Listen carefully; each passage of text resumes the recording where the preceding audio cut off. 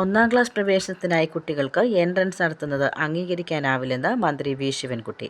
കച്ചവട താൽപര്യത്തോടെ പ്രവർത്തിക്കുന്ന ചില സ്കൂളുകളുണ്ട്. ചില സ്കൂളുകളിൽ ബാലപീഡനങ്ങൾ നടക്കുന്നു. അത്തരം സ്ഥാപനങ്ങൾക്കെതിരെ വിട്ടുവീഴ്ചയില്ലാത്ത നടപടി സ്വീകരിക്കും. കുട്ടികളെ സംബന്ധിച്ച പല കാര്യങ്ങളും രക്ഷകർത്താക്കൾ അറിയുന്നില്ല. എന്തെങ്കിലും പ്രശ്നങ്ങളുണ്ടായാൽ മാത്രമാണ് അറിയുന്നത്.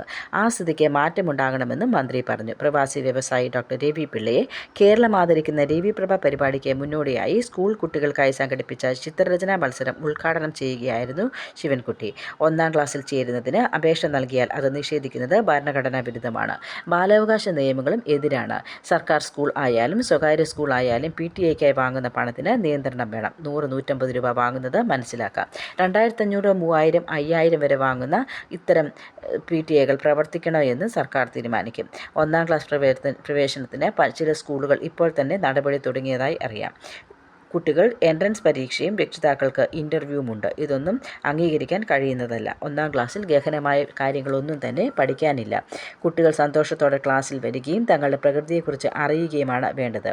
ഒരു പൗരനെന്ന നിലയിൽ വളർന്നു വരുമ്പോൾ ശീലിക്കേണ്ട കാര്യങ്ങൾ മനസ്സിലാക്കി കൊടുക്കണം. ലോകത്തെ മിക്ക രാജ്യങ്ങളിലും ഒന്നാം ക്ലാസ്സിൽ സിലബസ് ഇല്ല.